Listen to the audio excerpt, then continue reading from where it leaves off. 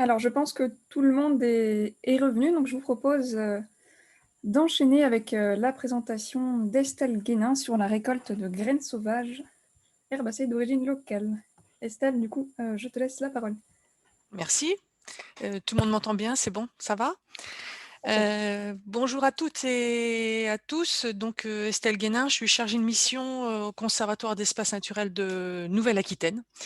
Désormais Nouvelle-Aquitaine, mais les actions que je vais vous présenter se sont effectuées sur la région, Poitou-Charentes. Voilà. Donc, moi au conservatoire, je suis en charge, de ce programme qui se nomme, Pictagraines et qui, donc je fais à la fois la partie, botanique, la partie récolte, la partie analyse, enfin tout de A à Z avec mon collègue, Baptiste, qui est sur la et elle-même lui-même sur la photo. Voilà, donc Pictagraines, c'est la récolte de graines sauvages herbacées, d'origine locale. Alors, je peux passer à la diapo suivante s'il veut. Dommage, il ne veut pas. Alors, excusez-moi. Petit souci de d'écran. Ça devrait fonctionner avec les flèches du clavier Ouais, d'ordinateur. ben il se passe rien. J'ai un vieux tromblon, donc il se passe strictement rien tout de suite là. Alors si tu réduis la fenêtre peut-être que tu peux le faire? Ouais, mais je suis sur échappe et il marche pas non plus. Donc voilà, je suis en train de planter mon ordi. Bah, à ce moment-là, reprends la main peut-être si tu peux, parce que là je suis ah voilà, enfin! Excusez-moi, mais Il y a pas de problème. il est un peu long mon ordi, hein. Voilà. Je vais laisser comme ça, sinon ça va planter tout le temps. Donc, les synthèses d'objectifs donc de ce projet, donc, au conservatoire en 2018, on a eu un besoin, vraiment d'avoir, des graines, sauvages et locales pour nos projets de revégétalisation et nos projets de gestion sur les sites naturels, que l'on gère. On s'est rendu compte que depuis une vingtaine d'années, quand on avait besoin de revégétaliser, des terrains, par exemple un champ de maïs qu'on achète en marais poitevin et qu'on a besoin de remettre en prairie, et ben, l'agriculteur, semait systématiquement un mélange commercial et que 15-20 ans après, ben, on avait encore un joli champ de fétuque, mais pas du tout une prairie naturelle. Donc face à ça, on s'est dit: «Il faut qu'on arrive à développer notre propre outil pour arriver à avoir, nos propres graines locales et puis pour pouvoir, effectivement faire véritablement de la renaturation de prairies naturelles, là on en a besoin».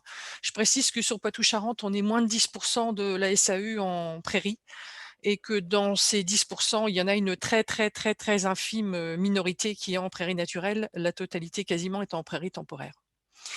Donc alors pour ça, on voulait expérimenter différentes, techniques, les différents matériels de récolte, pour savoir quelle était la technique la plus adaptée pour nous. Est-ce que c'était une brosseuse? Est-ce que c'était une moissonneuse-batteuse? Est-ce qu'on complétait avec, des récoltes manuelles? On a un peu tout testé, 2018, 2019 et on voulait aussi, valoriser nos expériences avec le réseau agricole avec lequel on travaille, parce que là, on ne se situe pas du tout dans des programmes de revégétalisation avec des collectivités, mais sur, des gros chantiers, vous verrez qu'on est, sur des grosses, un grand nombre d'hectares et un grand nombre de chantiers. Voilà. Tac. Alors ça, c'est la présentation de la brosseuse donc qu'on a construit, 2018. 1er test en 2018 et puis, grosse mise en œuvre en 2019. Donc, on s'est, heureusement nos collègues, d'Auvergne avaient déjà construit une brosseuse. Donc on est venu là-bas avec notre mécanicien, local et puis, ils ont échangé, on a amélioré le matériel, enfin leur matériel sur leurs conseils techniques et on a fait construire notre brosseuse par un carrossier et un mécano, local. Voilà, donc ça c'est la photo de Pictagraine, notre engin. On a aussi testé la récolte à la moissonneuse-batteuse, donc ça on l'a fait en 2019 et en 2020. Donc là, vous avez des photos de la moissonneuse-batteuse sur l'aéroport de Poitiers, donc sur lequel on a, moissonné, une trentaine d'hectares, cette année, pour la récolte de graines. Parce que sur des espaces, plats, facilement récoltables, on s'est dit, que c'était peut-être aussi une technique, à utiliser. Donc je vous en reparlerai ultérieurement.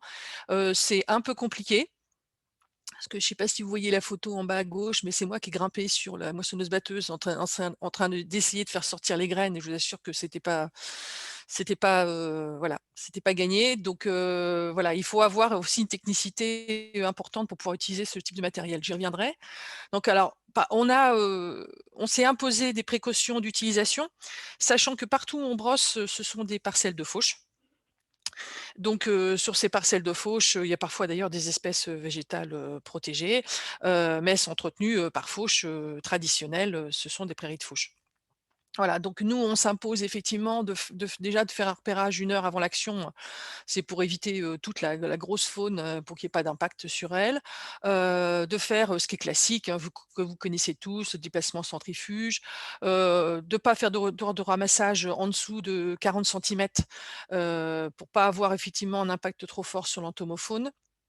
Et surtout, l'ouverture du bac de notre brosseuse, pour évacuer les insectes. Ce que vous voyez sur la photo en bas à droite, parce qu'on s'est rendu compte que c'était un formidable piège à insectes, la brosseuse. Donc, on l'ouvre, à peu près toutes les 10 minutes, hein, mais on s'impose ça. C'est extrêmement important que les insectes puissent échapper sur la parcelle source que l'on récolte. Donc on vide aussi le bac sur le lieu de brossage pour permettre aux insectes qui sont pas encore, qui ont pas encore pu s'échapper, de s'échapper directement sur la parcelle source. C'est la photo que vous voyez en haut à gauche. Voilà, donc on sèche les graines au moins 2 heures sur la parcelle brossée. C'est aussi une question de praticité. On étale la bâche, on fait pas les lisières, donc de toute manière, ça pose pas de problème d'étaler la bâche à cet endroit-là et on étale directement pour un premier séchage. Voilà. Alors ce qui est important, c'est, ce qu'on disait tout à l'heure, par rapport aussi à la présentation de Stéphanie Huc sur, les critères de sélection, où est-ce qu'on va brosser, comment est-ce qu'on a démarché et cetera. Nous, on s'est rendu compte que, les cartographies, végétales, étaient pas forcément pour nous le bon critère de choix parce que ça voulait pas dire pour autant qu'on arriverait à brosser les graines.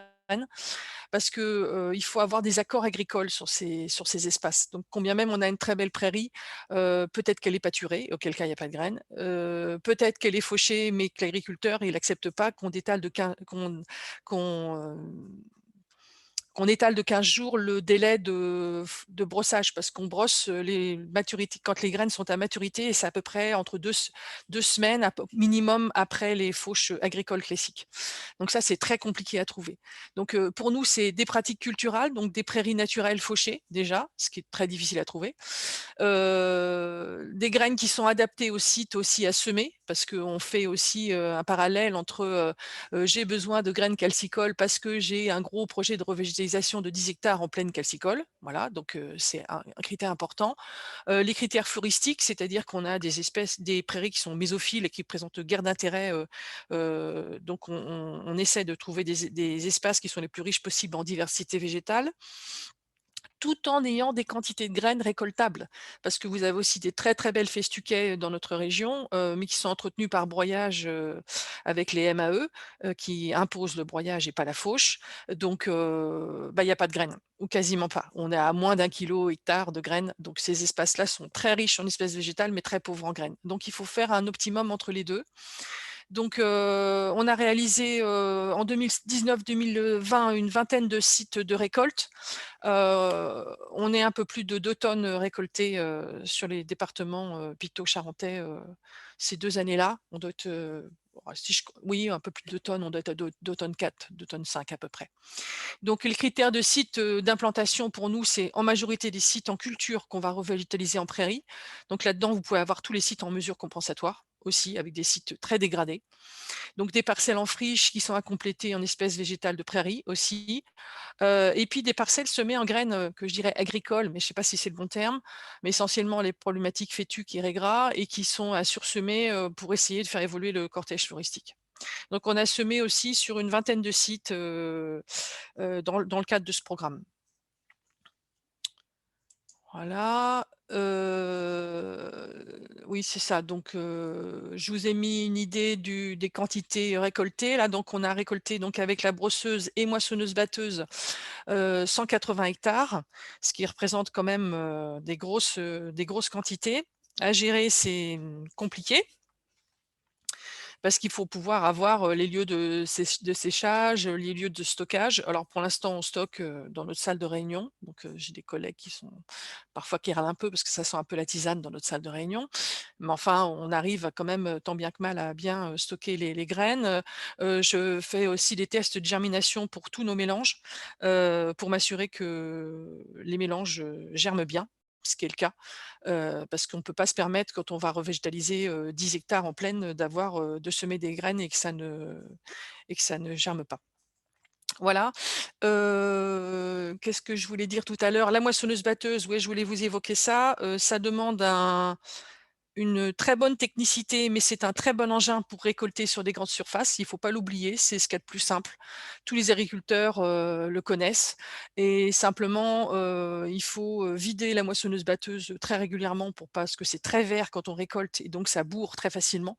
Donc, enfin sur les voilà, sur les problématiques techniques comme ça, on a acquis vraiment une grosse expérience au conservatoire, que ce soit en brosseuse, en moissonneuse-batteuse ou même en récolte, manuelle, avec, une brosseuse qui se monte sur un bloc, débroussailleuse. Donc, voilà, sur des soucis vraiment techniques que j'évoquerai pas là, mais on est force, j'allais dire, d'expérience et on tient à ce que ça se mutualise au sein du réseau. Donc, on a fait ces comparatifs de méthodes, aussi en termes de coûts, parce qu'il fallait que si on voulait s'implanter dans le domaine agricole et avec les agriculteurs partenaires, il fallait que nos graines, elles coûtent, 3-4 € le kilo, maximum. Sinon on était sur des prix prohibitifs et on savait bien que la profession agricole allait pas aller chercher nos graines. Donc, effectivement, on est sur des coûts qui sont, aujourd'hui, de l'ordre de 3 € le kilo, donc on est sur des prix qui sont tout à fait raisonnables, pour de la revégétalisation. Alors moi, je réalise aussi toute la partie, relevé floristique sur les parcelles sources, c'est indispensable. D'évaluer bien le nombre d'espèces qui sont brossables et surtout d'évaluer la maturité des graines et les quantités. Parce qu'il faut se faire avoir un optimum entre, est-ce que je veux avoir, que des graminées? Est-ce que je veux aussi avoir des centaurées qui vont être plus tardives? Les légumineuses, je vais devoir brosser plus bas. Donc il faut vraiment, faire cet optimum, mais ça demande à mon sens une expertise, botanique, importante. Je réalise aussi la détermination des graines récoltées. Alors moi j'ai pas trouvé en France d'organisme qui est capable de le faire. Ça veut dire que quand même c'est compliqué pour les producteurs de graines de savoir, qu'est-ce qu'il y a comme, graines dans leur mélange. On peut avoir, un relevé de la parcelle source. Nous, on a estimé qu'avec la brosseuse, on récoltait entre 50 à 70 des espèces présentes. Donc il y a bien une perte et il faut quand même savoir évaluer qu'est-ce qu'on a dans son mélange, brossé. C'est pour nous en 70-80 des graminées. Et c'est aussi ce que l'on recherche, via la brosseuse et après des relevés floristiques post-semis pour avoir une idée de ce qui a levé et qu'est-ce que ça donne au niveau de l'évaluation tout simplement de l'outil et puis des projets de revégétalisation. Donc là, je vous ai mis sur cette, diapo-là une évaluation d'outils brosseuse avec quelques photos des graines mélangées. Vous voyez qu'elles sont très, très, différentes, suivant si on est sur un terrain, acidophile sec, acidophile mouillé, calcicole sec et cetera. Donc pour nous, les régions d'origine sont importantes, mais ce qui est surtout essentiel, c'est vraiment, les conditions de sol et d'humidité. C'est ce qui, déclenche nous, le fait de pouvoir revégétaliser. Donc quand on est contacté, en mesure compensatoire ou par un partenaire ou par tout simplement un de mes collègues du conservatoire, qui me dit: «Bah, j'ai besoin des graines pour tant de revégétalisation, c'est tel type de sol» et en fonction de ça, je vois avec le réseau agricole quelles sont les prairies que je peux brosser et de même nature à proximité. Je fais au plus simple, au plus terrain et c'est ce qui est le plus fonctionnel, de faire ces recherches, par le biais agricole. Donc, on a, comme je vous disais tout à l'heure, 70 à 80 des mélanges qui sont des graminées, 60 à peu près d'espèces qui sont brossées, par rapport aux relevés floristiques initiaux, et 60 à 70 de débris dans le mélange, ce qui est pas gênant du tout, mais simplement il faut le savoir. Et il faut aussi savoir une variable qui est très importante à mon sens, dont on n'a pas encore parlé ce matin, c'est que le poids est une variable, très trompeuse. Donc quand on vous dit en agricole, on ressème à 20 kg/hectare ou 30 kg/hectare, ça ne veut pas dire grand-chose parce qu'entre une graine de brome et puis une graine de houlque ou d'agrostis, il y a une variable de 2 à 3 en termes de taille. Donc nous, on a fait une estimatif qu'on avait 1,4 g pour 1000 graines. à peu près dans nos mélanges. Mais c'est une variable que l'on estime à chaque fois parce que sur les mélanges acidophiles, par exemple, on a des graines extrêmement fines et on sème à 2 fois moins en kilos hectares que sur les mélanges calcicoles où les graines de brome sont très grosses.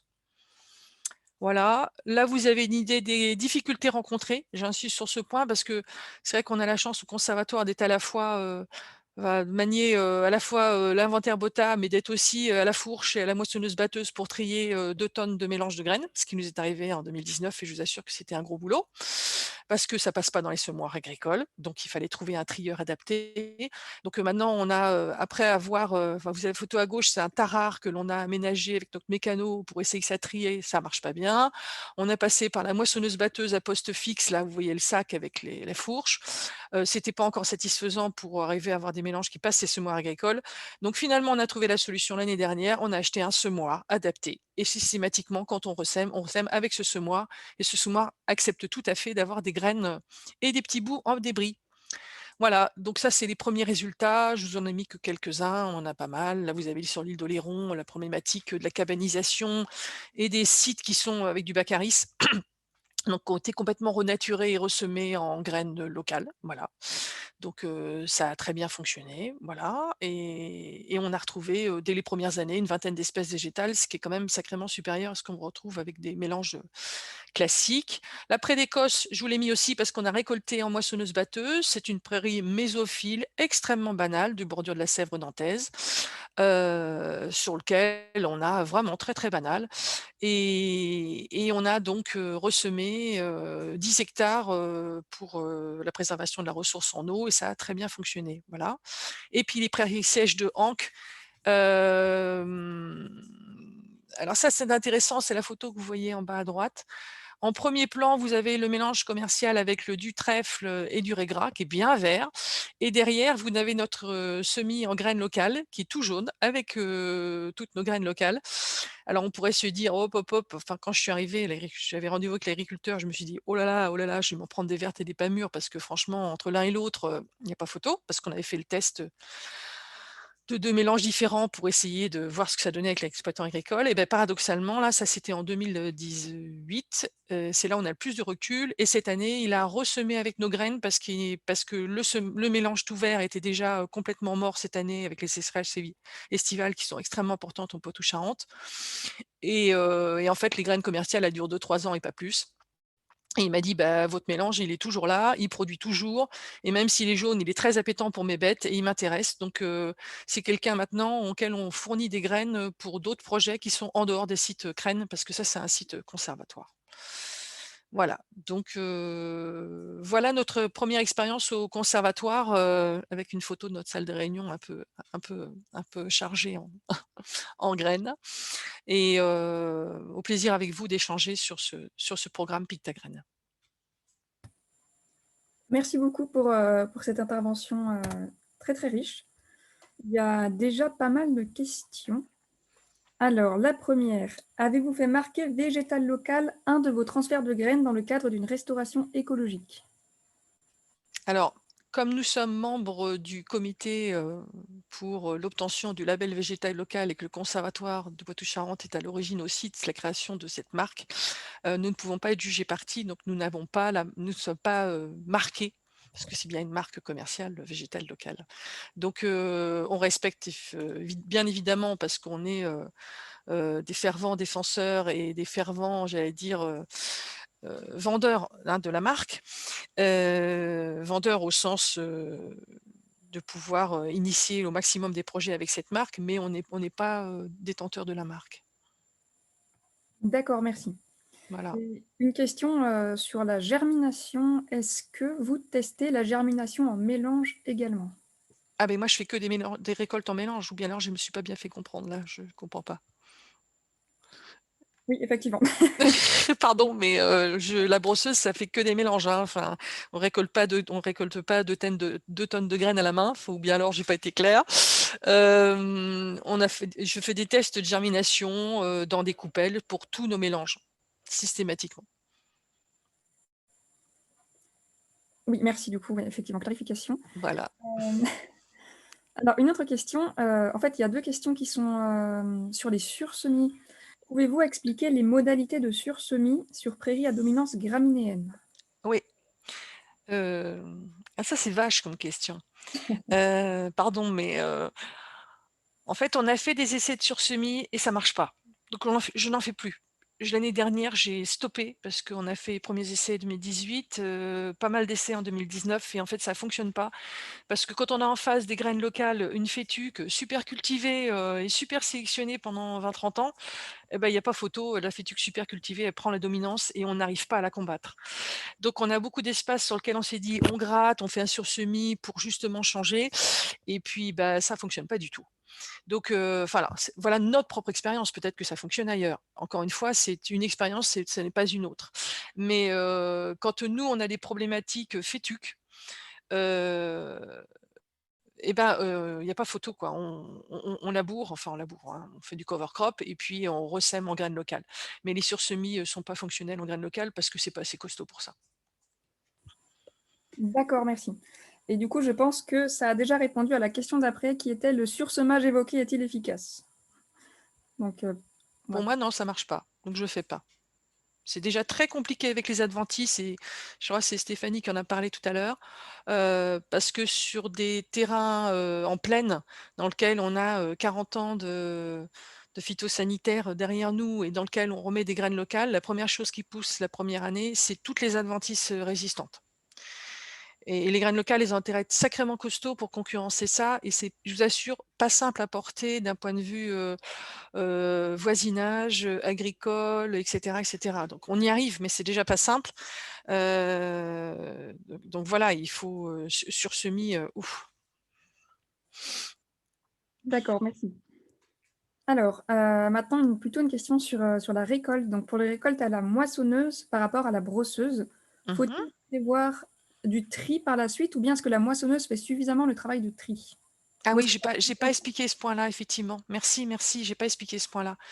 La brosseuse, je suis obligée quand même de passer par une moissonneuse à poste fixe avant le passage dans notre semoir adapté.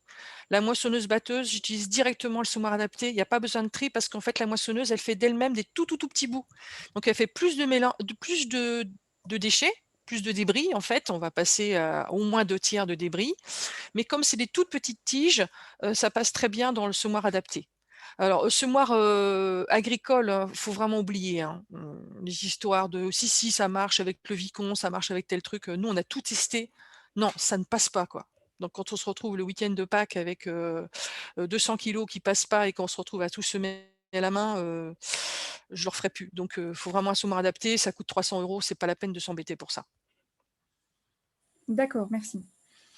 Et une question donc pour l'utilisateur, comment semer de tout petits volumes?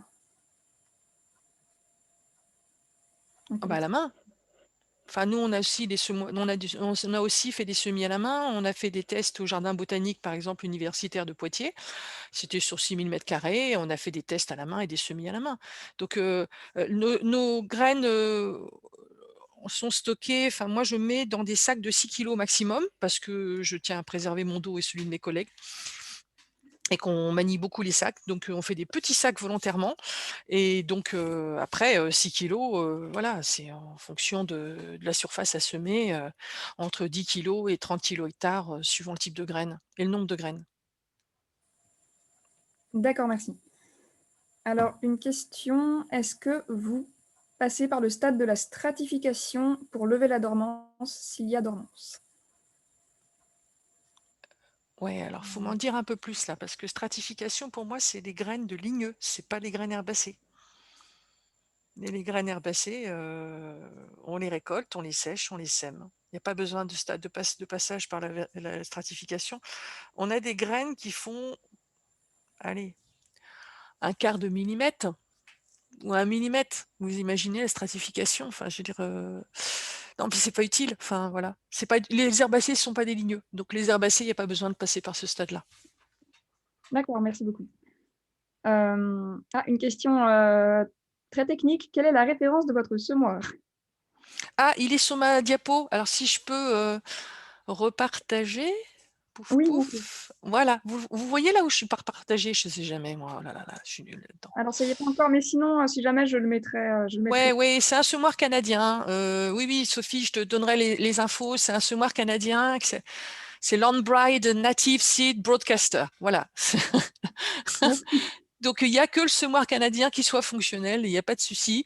Euh, En fait, le principe, c'est qu'il faut que ça touille un peu comme un robot, quoi. C'est-à-dire que les vicons et les semoirs classiques agricoles, c'est un grand entonnoir avec un agitateur au fond. Et si vous avez des graines sauvages et des mélanges de graines, eh ben, c'est tellement léger, etc., que vous allez avoir un trou qui va se former.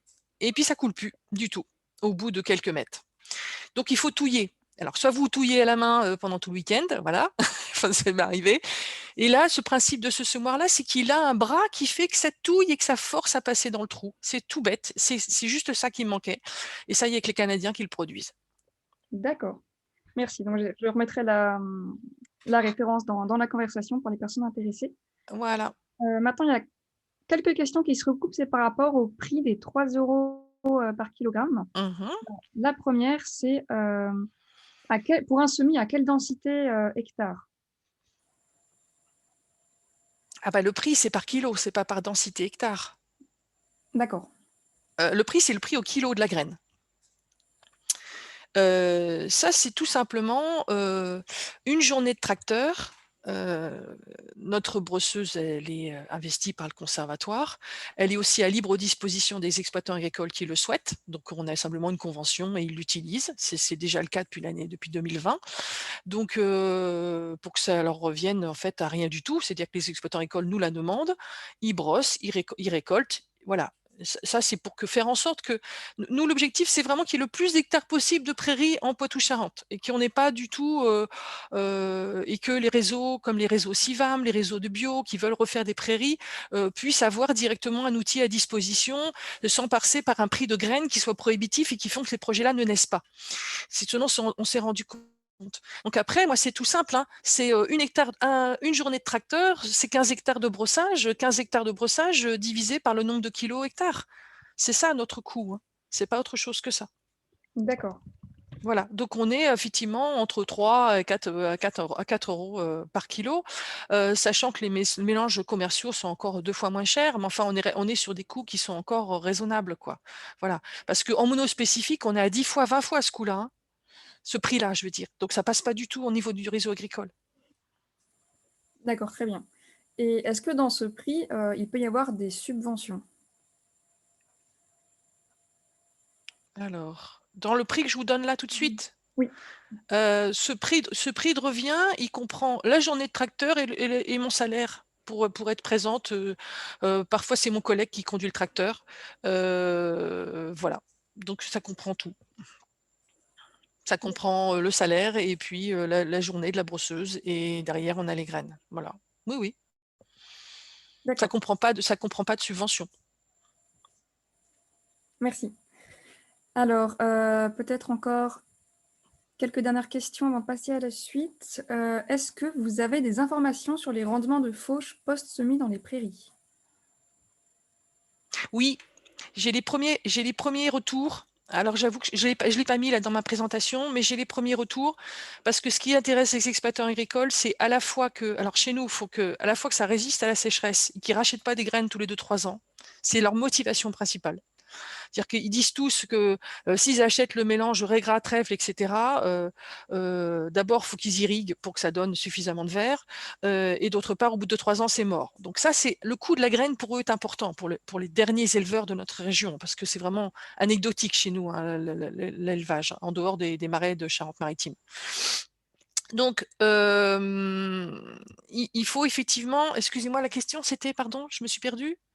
Alors, si vous aviez des informations sur les rendements de fauche post. Oui, les rendements de fauche. Ce qu'ils veulent, c'est ça, et ce qu'ils veulent aussi, c'est d'avoir une certaine quantité. Voilà. Et aujourd'hui, les quantités produites, alors j'ai le nombre de tonnes hectares, voilà, on est sur des rendements moyens, on n'est pas sur des rendements du tout, dès qu'on fait des mélanges avec les lumineuses, on a des rendements importants, mais on est sur des rendements de prairies naturelles assez classiques, 20, 40 tonnes hectares, quoi, voilà, à peu près. On D'accord, a des rendements tout à fait satisfaisants. Ça, c'est les exploitants qui me disent, hein. Le D'accord. meilleur retour, c'est qu'ils me redemandent de la graine, donc je pense que c'est qu'ils sont contents. C'est pragmatique. Non, mais c'est bien. Et alors peut-être encore une ou 2 questions. Est-ce qu'il est possible de ressemer juste derrière la récolte la même année? Ah bah, c'est le cas, nous, systématiquement. C'est-à-dire qu'on récolte, nos premières récoltes sont en général aux alentours du 15 juin. Dès que les graines sont matures sur les pelouses calcicoles, en général, on est à peu près au 15 juin et on termine au 15 juillet pour toutes les prairies humides, dans lesquelles, entre autres, les chiens dents sont assez tardifs. Et on sème tout entre fin août et fin octobre, suivant les températures et suivant les premières pluies qui arrivent malheureusement de plus en plus tard, ce qui complique pour nous les semis, mais notre petite salle de réunion ne permet pas de stocker 2 années de récolte. Donc voilà, il faut qu'elle se vide pendant l'hiver, quoi. D'accord. Merci Pardon, beaucoup. pardon, quelqu'un m'appelle. Hop, j'ai oublié mon portable, pardon. Il y a pas de souci. Merci beaucoup. Merci à vous. Et ben, il y a eu beaucoup de questions, hein, il y a beaucoup d'intérêt pour la problématique. Pour ceux qui souhaitent en savoir davantage, je vous invite à participer à l'atelier de cet après-midi. Et maintenant, je propose, de continuer, donc merci Estelle, de continuer avec, Christine Bure de FNE 74 qui va nous parler des retours d'expérience de végétalisation avec des semences herbacées locales.